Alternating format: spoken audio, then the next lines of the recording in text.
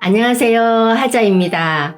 오늘은 제가 유튜브를 처음 업로드했던 걸 재편집해서 들려드리려고 합니다. 살다 보니 어느덧 60이 훌쩍 넘었네요. 요즘 세상 말로 나이는 숫자에 불과하고 인생은 60부터라고 하잖아요. 저도 열정은 팔딱팔딱 뛰는데 몸은 내 마음을 따라가지 못하는 것 같아요.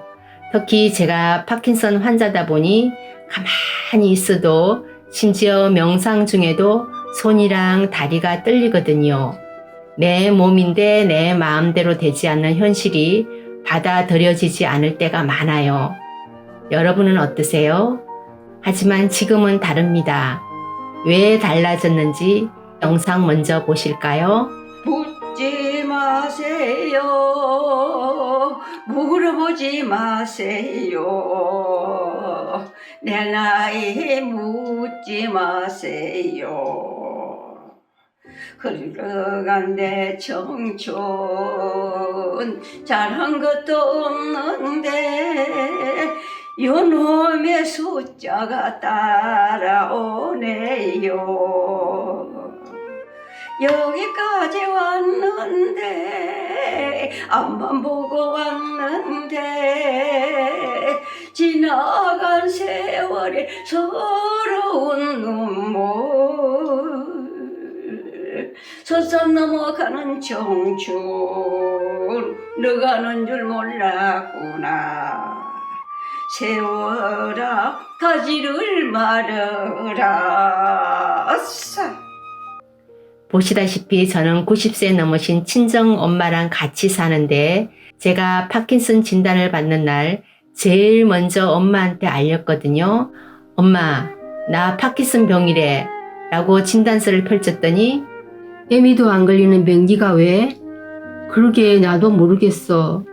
아휴, 이 애미가 대신 아파줄 수도 없고 이 말에 얼떨결에 그럴 수만 있다면 라고 제가 해서는 안 될 말을 하고 말았어요. 친정 엄마의 반응은 어땠을 것 같아요? 시끄러! 네 병 네가 안고 살아. 실은 저는 엄마한테 위로받고 싶었거든요. 위로받고 싶잖아요. 그쵸?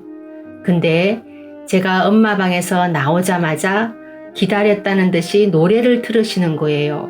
그것도 민요. 니나노 릴리리야 릴리리야 할 때가 아니잖아요. 제가 문틈 사이로 살짝 엿봤거든요. 세상에 온몸으로 노래를 따라 부르시는 모습을 보면서 아하, 엄마의 정신세계는 저렇게 다스려지는구나. 아무리 가물을 즐길지라도 이건 아닐 텐데. 그런데 여러분, 우울함도 떨림도 리듬이 될 수 있다는 걸 아세요? 저 몸의 우울함이 떨림이 음악이 되고 삶의 흥이 되었거든요. 오늘 저는 여러분께 이 떨림 속에서 찾은 중요한 이야기를 들려드리려고 합니다. 지금부터 제 이야기를 들으며 여러분 삶의 떨림이 무엇인지 그 떨림을 어떻게 리듬으로 바꿀지 함께 고민해 보시면 어떨까요? 제가요, 진단을 받을 때 망치로 쾅 하고 머리를 맞는 것 같더라고요. 파킨슨 병이라는 게 몸이 계속 떨리는 병이잖아요. 이제야 가슴 뛰는 삶을 살고 싶은데 제 몸은 가만히 있지를 못합니다. 떨면서 살아야 하는 현실 앞에서 처음엔 저도 서글프더라고요. 의욕도 잃고 상실감에 빠져 한동안 허우적댔어요. 그런데 어느 날 제가 이 분위기를 바꿔보고 싶었어요. 하루는 만화를 그리면서 트로트를 틀었는데 흥이 막 나더라고요. 놀랍게도 그 떨림이 리듬처럼 느껴지는 순간이었습니다. 그때 깨달았습니다.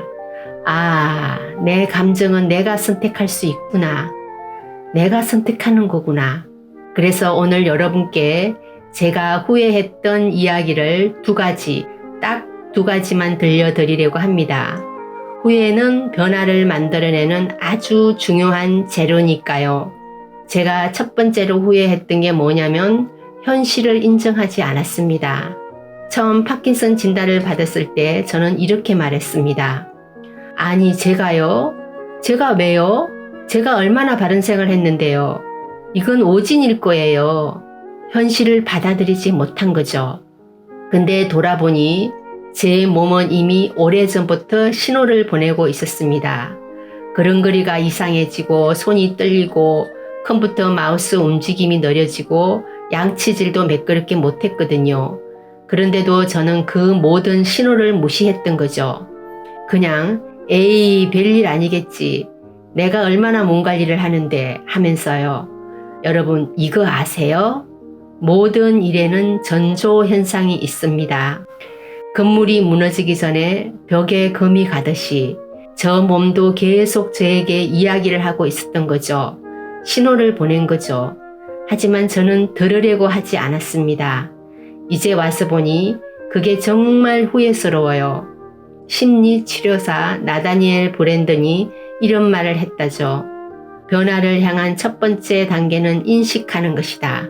두 번째 단계는 인정하는 것이다. 여러분도 혹시 여러분 몸이나 마음이 보내는 신호가 있다면 오늘부터 꼭 귀 기울여 보셨으면 좋겠습니다. 제가 두 번째 후회한 게 뭐냐면은 망설임에 갇혀 살았던 것 같아요.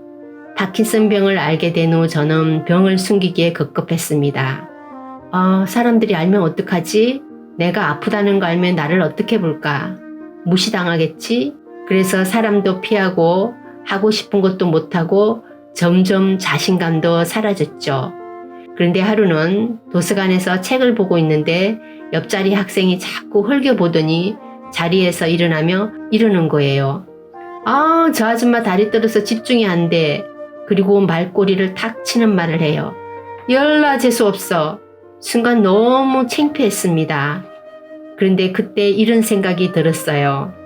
내가 이렇게 숨기기만 하면 평생 움츠려들겠구나. 그래서 용기를 냈습니다. 그 학생에게 이렇게 말했어요. 아줌마가 파킨슨 환자라 그래요. 그 순간 제 안에서 묘한 해방감과 용기가 올라오는 걸 느꼈습니다. 그리고 생각했습니다. 아하, 나도 엄마의 유전자임이 틀림이 없구나. 영상에서 보셨다시피 우리 엄마는 자신감, 열정, 용기가 철철 넘치거든요. 아파트 정자에서 잠시 쉬는 동안 옆에 주민이 있잖아요. 그러면은 몇 동에 사냐, 몇 식구냐, 몇 살이냐, 좋을 때다 그러면서 내 노래 한 자락 들어보시게 온 몸으로 노래를 부르세요. 자기 흥에 취해서 연달아 한 곡 더 불러. 어쨌든 저도 엄마처럼 용기가 불쑥 올라올 때가 있어요. 제 질병을 얘기한 이후로 친구한테, 친척들에게도, 요가 강사에게도 마치 외아들 결혼식 날 알리듯 자랑처럼 이야기했어요. 그랬더니 한 녀석이 저를 따라오는 거예요. 용기가 따라오더라고요. 그래, 이 병이 나의 일부라면 나는 이걸 안고 살아가야지. 그러면서 새로운 도전을 시작했습니다. 여러분 혹시 스타워즈의 레아 공주의 명대사 기억하세요? 두렵겠지만 그냥 해보세요. 자신감은 행동 뒤에 따라옵니다. 기억하시죠? 기억만 하고 계신가요? 저도 그 말을 믿고 제가 하고 싶은 걸 그냥 하기 시작했어요. 글을 쓰고 그림을 그리고 유튜브 채널을 열었습니다. 채널 이름도 하자씨라고 지었죠. 하자, 지금 하자. 그 다짐 하나로 여기까지 왔습니다. 그냥 해보세요. 우리는 너무 많이 망설입니다. 내가 잘할 수 있을까? 사람들이 나를 어떻게 볼까? 실패하면 어떡하지? 그런데 여러분, 이런 망설임은 끝이 없습니다. 용기는 망설임을 물리치는 힘인데 그 용기의 주인은 바로 여러분 자신이에요. 저는 어렵고 두려운 일이 닥칠 때마다 양손을 가슴에 얹고 이렇게 말합니다. 하자, 하자. 그럼 감정이 따라오고 그 감이 이끌더라고요. 여러분, 인생은 생각보다 짧습니다. 망설이다가 놓치지 말고 그냥 한번 뛰어들어 보세요. 저처럼 또 다른 진단을 받는 순간에도 현실을 인정하고 하고 싶은 일은 지금 바로 시작한다면 여러분도 또 다른 삶을 만들어낼 수 있을 겁니다. 가슴 뛰는 순간들, 그리고 떨리는 순간들 속에서 우리가 함께 살아가기를 바랍니다.